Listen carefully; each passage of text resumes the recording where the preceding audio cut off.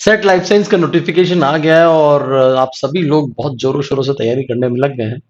आपने हमारे पिछले 2 वीडियो भी संभवतः देखे होंगे और इन दोनों वीडियोस में आपने हमारी एक्यूरेसी जो कैलकुलेशन है और किस प्रकार का हम लोग काम करते हैं उसके संबंध में भी आपने काफी कुछ जाना होगा। हो सकता है अगर आप सब्सक्राइबर हैं और अगर आप सब्सक्राइबर नहीं हैं तो प्लीज इस चैनल को सब्सक्राइब जरूर कीजिए। हो सकता है भविष्य में आपके बहुत ज्यादा काम आए।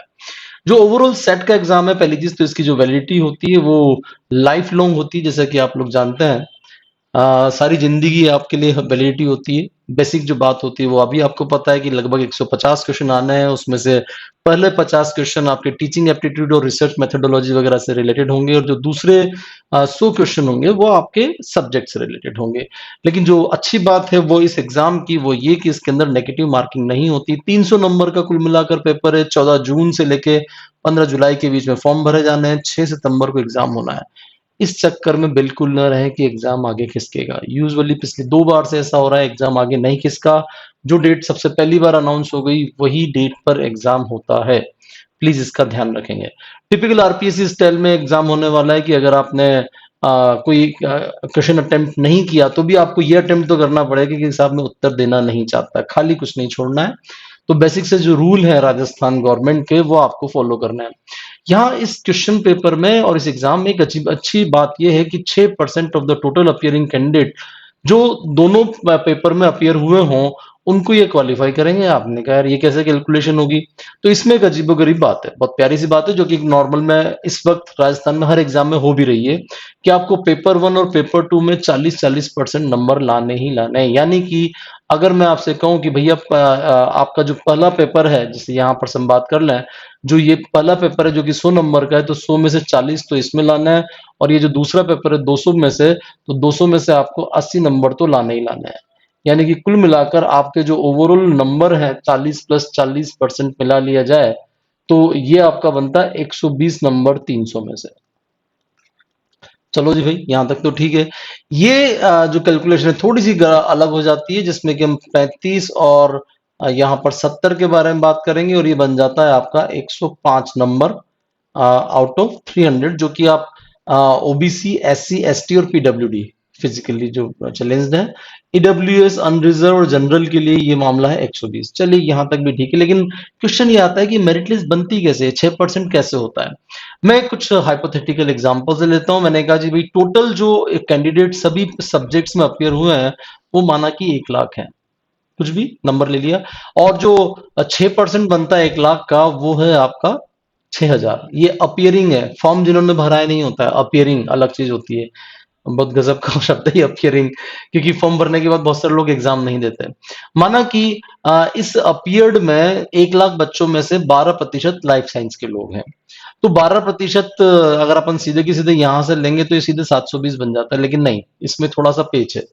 इसमें सबसे पहले फिल्टर लगता है कि ये जो पहला फिल्टर, जैसा कि मैंने आपको 40% और 35% की बात कही है, पहला फिल्टर तो यही हो जाता है। माना कि इस हिसाब से जो 1 लाख लोग हैं उनमें से 20,000 बच्चों का ये क्वालिफाई हो रहा है कि भाई लगभग 20,000 बच्चों ने 40% या जो भी मिनिमम है वो वैल्यू क्रॉस कर ली। उस 40% क्रॉस करने वालों में से ये जो बन रहा है लाइफ साइंस के बच्चे, वो लगभग 2400 बच्चे ऐसे हैं जिन्होंने लाइफ साइंस में 40% को क्रॉस किया है। मेरे लिए 40% या 35% एक ही बात है, मैं मिनिमम क्वालिफाइंग के सेंस में बात कर रहा हूँ। ये जो वैल्यू है, ये जो 2400 बटा 20,000, ये 6,000 से कैसे डिस्ट्रीब्यूट होगी? तो हमने कहा जी इसको आप 2400 लिखोगे कि 2400 आपके जो सब्जेक्ट्स हैं लाइफ साइंस में, वो 2400 बच्चों ने क्वालिफाई किया और ओवरऑल लोगों ने 20,000 लोगों ने क्वालिफाई कर लिया 1 लाख में से। हाइपोथेटिकल है। तो कुल मिलाकर लाइफ साइंस को जो नंबर ऑफ सीट्स अलॉट होंगी, यानी कि कितने लोग लाइफ साइंस के सेट लाइफ साइंस कहलाएंगे, वो होंगे 720। अब ये 720 फर्दर कैसे डिवाइड होंगे? तो भैया जनरल या अराउंड 40%, ओबीसी 21%, एससी 16%, एसटी 12% और ईडब्ल्यूएस को 10%, कुछ इस प्रकार से डिवाइड होगा। कट ऑफ कैसे जाएगी? तो ये जो 720 है इनको आप डिक्रीजिंग ऑर्डर में ये लोग अरेंज करेंगे। जो टॉप रैंकर होगा वो यहाँ पर है, 720वें नंबर का व्यक्ति यहाँ पर होगा। तो ये जो 720वें नंबर का व्यक्ति होता है, यूजुअली जनरल की कैटेगरी जनरल में ले लूं मैं, तो ये जाता है 55 से 60% के बीच में कहीं पर। मेरा सारा जो डेटा मैं बोल रहा हूँ जनरल के सेंस में बोल रहा हूँ।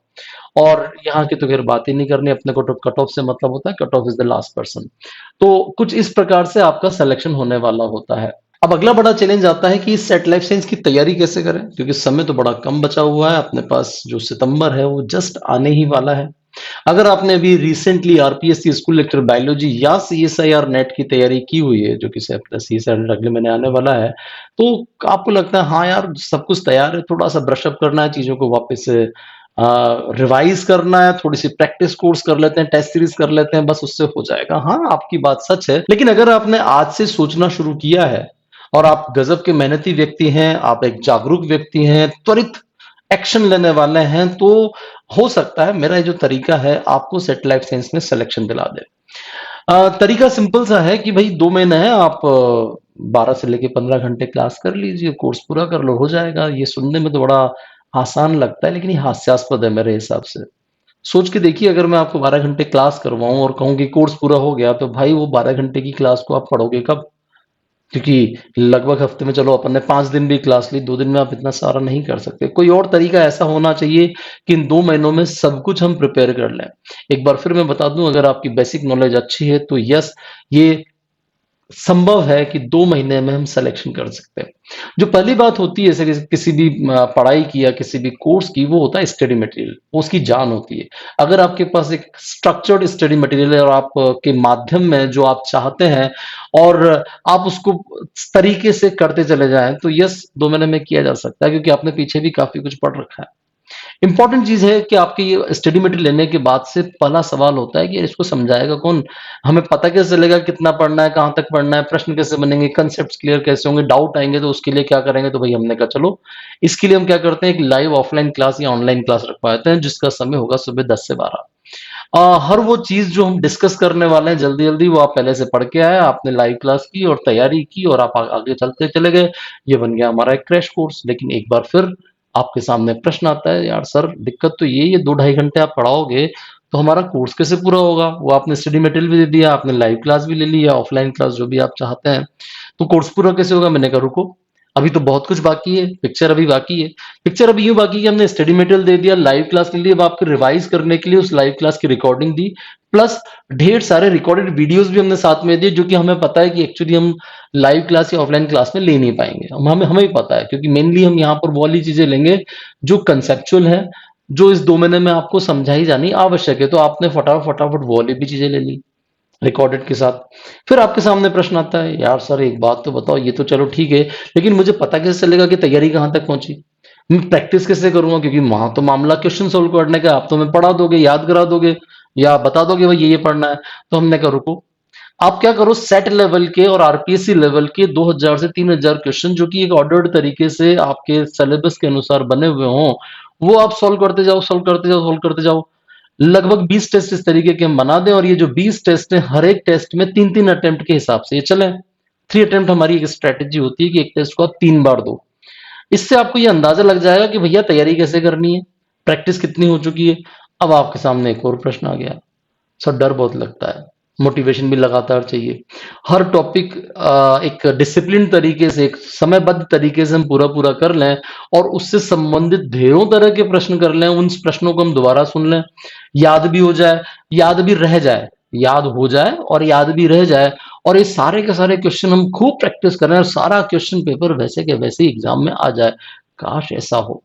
तो हमने कहा भैया इसके लिए भी हमारे पास एक और तरीका है, और वो है हमारा चिड़िया उड़ कोर्स। उसकी रिकॉर्डिंग्स अब इसको और ज्यादा हमने विकसित किया है। हम क्या कर रहे हैं, हमने कहा कि आप हमारे साथ लाइव पर बैठिए, हफ्ते में 2 से 3 बार पूरा हम आपको बताते जाएंगे किस किस दिन तक आपको क्या क्या फिनिश कर लेना है। ऑफलाइन क्लास में भी बताते जा रहे हैं, रिकॉर्डेड में भी बताते जा रहे हैं। आप वो क्वेश्चन आंसर सीरीज को लगातार हमारे साथ बैठे, क्वेश्चन को सॉल्व करें, उसकी रिकॉर्डिंग आपको उपलब्ध कराई जाती है, उपलब्ध कराई, आपने सुना, उनको बार बार सुना, टेस्ट सीरीज दी, स्टडी मटेरियल पढ़ा। 2 महीने में सब कुछ किया जा सकता है। प्रश्न ये है कि आप इस पूरे कोर्स को सही ढंग से लें। अधूरे अधूरे बीच बीच में से अगर आपने कुछ उठा लिया, फिर आपको लगता है नहीं यार ये तो महंगा है, तो भैया महंगा तो इसलिए वो वाली चीज है कि अगर आप ऑफलाइन में आओ और हॉस्टल लो, या हमारे यहाँ से सपोज 20 किलोमीटर दूर हो, वहां से चल के आ रहे हो, ये कर रहे हो, ढेर सारा समय, ऊर्जा और धन खर्च हो रहा है, वो धन हम बचाते हैं, उसको ऑनलाइन कर देते हैं, अगर आप आने में इच्छुक नहीं हो तो।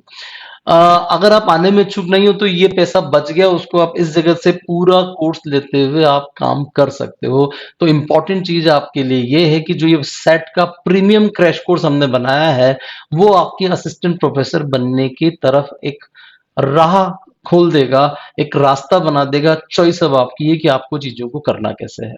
Thank you very much.